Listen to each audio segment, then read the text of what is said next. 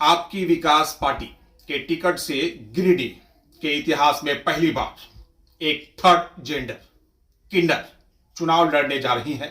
नाम है अश्विनी अंबेडकर, जो मेरे साथ है, स्क्रीन पर देख सकते हैं।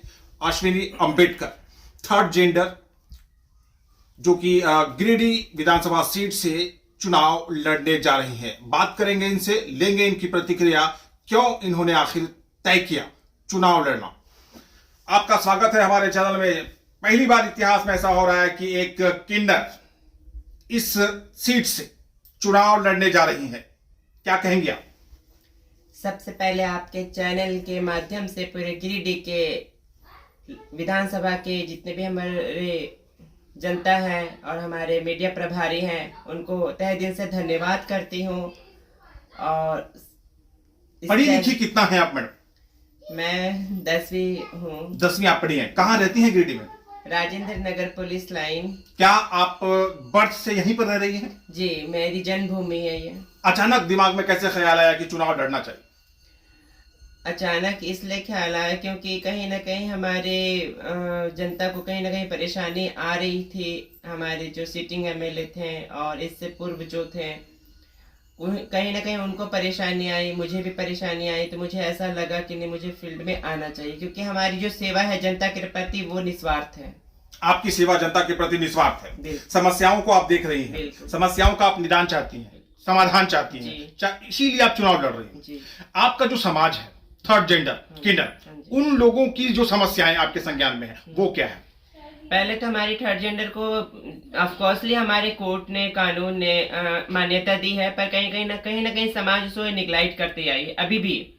और जब हम कहीं ऑफिस जाते हैं, दफ्तर जाते हैं या कहीं भी सरकारी योजनाएं लेने जाते हैं, तो थर्ड जेंडर का कोई कॉलम नहीं होता है। जैसे कि अभी मैया योजना ने निकाला गवर्नमेंट ने, और भी तरह काफी सारे गवर्नमेंट के बहुत सारे स्कीम्स आते हैं, पर हमारे थर्ड जेंडर तक नहीं पहुंच पाता है। गवर्नमेंट का कोई भी स्कीम या कोई भी योजना का जो आवेदन पत्र आता है, उसमें कोई ऑप्शन या कोई कॉलम जो है, उसमें थर्ड जेंडर का ऑप्शन ही नहीं रहता। तो आप जैसे लोग इस तरह से पूरी तरह से वंचित हो जाते हैं सरकारी योजनाओं का लाभ लेने के लिए। क्या चाहती हैं आप?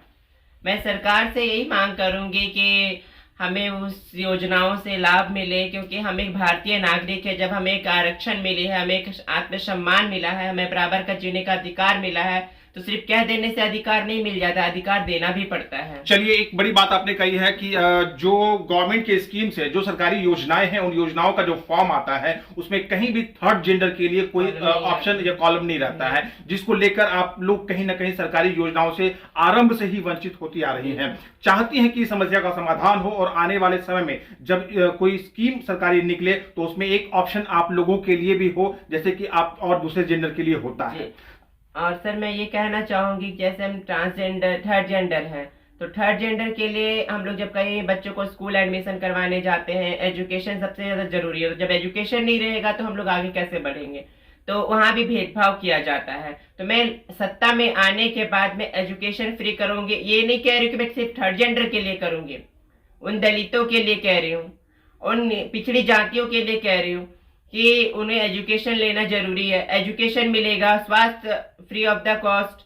उसके बाद में जितने भी मजदूर हैं उनके लिए भी रोजगार में पेमेंट की जो बात होती है, जो कम अमाउंट है, अभी इतनी महंगाई में लोग कैसे अपना गुजर बसर करेंगे? भेदभाव होता है आप लोगों के साथ हर जगह। हाँ, भेदभाव। सरकार भेदभाव कर रही है, स्कूल कॉलेज में भी भेदभाव हो रहा है। हाँ, आपके लोग जो है वो पढ़ नहीं पा रहे, नहीं पढ़, भेदभाव के कारण। सत्ता में आई तो भेदभाव दूर होगा, बिल्कुल, और जो विकास होनी चाहिए सही मायने में, वो विकास भी होगा। सबके लिए होनी चाहिए, विकास सबके लिए होगा। लेकिन भेदभाव जो आप लोगों के साथ हो रहा है, मुख्य रूप से समाज में भी, सरकार के द्वारा भी, उन भेदभावों को आप दूर करेंगे। चुनाव लड़ रही हैं आप जी।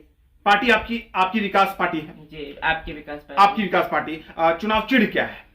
अभी हमारा चुनाव चिन्ह भारतीय छाप है। वैसे नॉमिनेशन फाइल के बाद और कॉन्फर्मेशन श्योरली हो जाएगी। वर्तमान विधायक सोनू विश्वकर्मा के घर के बिल्कुल पास रहती हैं आप। सुविधाओं के लिए कभी आप लोग, आपकी समाज के लोग गए उनके पास? गए, पर वो मिलने से मना कर दिया। बोले हम लोग थर्ड जेंडर से, हम लोग किन्नरों से कोई मतलब नहीं, किन्नरों से नहीं। विधायक सोनू विश्वकर्मा ने कहा कि थर्ड जेंडर से हम लोग बातचीत नहीं करते हैं, मना कर दिया मिलने से। जब ये लोग वहां पर गई थी मिलने के लिए विधायक सोनू विश्वकर्मा से, पास ही उनका घर है, तो उन्होंने सीधे सीधे मना कर दिया, ये कहकर कि हमें आप लोगों की जरूरत नहीं है। जरूरत नहीं है। इससे आपको चुप होना पड़ा, इससे आप नाराज हुई। हाँ, नाराजगी उन्होंने बोला कि हम लोग तुम्हारे वोट से थोड़ी ना जीतते हैं, हम लोग को जो वोट देता है हम लोग उसी से मिलते हैं। वोट जिससे मिल रहा है, हाँ, सिर्फ उन्हीं का चाहिए। आप जैसे लोग जो है समाज के वंचित हम लोग वोट नहीं देते हैं, उपेक्षित लोग, हम लोग वोट नहीं देते, हम लोग को गवर्नमेंट कहाँ वोट देने का अधिकार दिया, उन्होंने ऐसा बोला है। उन्होंने ऐसा बोला, हाँ। जबकि सच्चाई ये नहीं है। सच्चाई ये नहीं, आप वोट भी देती हैं, वोट भी देते हैं, लेकिन आपको अधिकार नहीं मिल पा रहा है, नहीं मिल, और विधायक ने आपसे मिलने के लिए मना कर दिया। अब आप चुनाव लड़ रही हैं, चुनाव चिन्ह क्या बताया आपने? बाल्टी छाप। प्रचार प्रसार हो रहा है जी, प्रचार प्रसार हो रहा है। हाँ, क्षेत्र काफी बड़ा है, क्षेत्र बड़ा है, काफी लोग यहाँ रहते हैं, हाँ। लाखों की संख्या में, जी। हिंदू, मुस्लिम, सिख, ईसाई सभी धर्म के लोग हैं। आपका अपना समाज जो थर्ड जेंडर है, किन्नर, कितनी संख्या में? हमारे यहाँ पे किन्नर की संख्या 25 है अभी हमारे साथ जो हमारी टीम रहती है। आपकी टीम की मैं बात नहीं कर रहा हूँ, पूरे विधानसभा क्षेत्र की अगर बात करें, मेरे विधानसभा क्षेत्र में 70 है, मोर देन 70 है। हाँ। चलिए, और दूसरी जो समस्या आपके संज्ञान में है, उन पर आपकी जवाब चाहेंगे। क्या क्या समस्याएं आपकी और है संज्ञान में? देखिए, मेरा एक पेट है, मैं जैसे तैसे हमारा दिन कट जा रहा है, पर कहीं ना कहीं जो गरीब जो आते हैं हमारे दरवाजे पे कि दीदी आज हमारे घर में ऐसा परेशानी आ रही है, हमने विधायक जी के पास गए, वो मना कर दिए, वो हमें सपोर्ट नहीं कर रहे, तो कहीं ना कहीं उनकी उम्मीद से मैं खरा उतरती हूँ। तो उन्होंने बताया मेरे को, जनता ने बोला कि दीदी आप क्यों नहीं एक बार फाइट करती हो, नसीब का बात है, अगर आप सिटिंग अगर हो जाओ, सत्ता पे आ जाओगे आप, तो शायद कुछ अच्छा हो जाए। तो मैं बोली चलो ठीक है, एक बार ट्राई करने से कुछ जाता नहीं है, लोकतंत्र हमारा देश है, सबको स्वाभिमान अधिकार है, संविधान के तहत सबको फाइट करने का राइट्स है, तो एक बार मैं आना चाहूंगी। चलिए, बहुत ही अच्छी बात है। तो जो क्षेत्र भ्रमण हो रहा है, लोगों से मिल रही हैं आप, तो किस तरह का आपको रिस्पॉन्स मिल रहा है लोगों से? लोगों के प्रति काफी प्यार है, और ये प्यार जरूरी नहीं है कि मैं वोट लेने जा रही हूँ तभी प्यार है, प्यार तो हमेशा ही रहा है जनता का। और इससे पहले कि दीदी आप क्यों नहीं एक बार फाइट करती हो, नसीब का बात है, अगर आप सिटिंग अगर हो जाओ, सत्ता पे आ जाओगे आप, तो शायद कुछ अच्छा हो जाए। तो मैं बोली चलो ठीक है, एक बार ट्राई करने से कुछ जाता नहीं है, लोकतंत्र हमारा देश है, सबको स्वाभिमान अधिकार है, संविधान के तहत सबको फाइट करने का राइट्स है, तो एक बार मैं आना चाहूंगी। चलिए, बहुत ही अच्छी बात है। तो जो क्षेत्र भ्रमण हो रहा है, लोगों से मिल रही हैं आप, तो किस तरह का आपको रिस्पॉन्स मिल रहा है लोगों से? लोगों के प्रति काफी प्यार है, और ये प्यार जरूरी नहीं है कि मैं वोट लेने जा रही हूँ तभी प्यार है, प्यार तो हमेशा ही रहा है जनता का। और इससे पहले भी मैं खुशियों में शामिल होती हूँ, सभी के यहाँ पे जितने भी हमारे गिरिडीह के पब्लिक हैं, सभी के घर मेरा आना जाना अच्छा है, तो उन लोग का स्नेह प्यार आज भी है और कल भी रहेगा। हमारे चैनल के जो दर्शक आपको देख रहे हैं पूरे जिले और पूरे राज्य भर के, क्या कहेंगी, विशेष करके जो गिरिडीह विधानसभा क्षेत्र है, इस क्षेत्र की जनता आपको देख रही है, सुन रही है, क्या आग्रह करेंगे चुनाव को लेकर?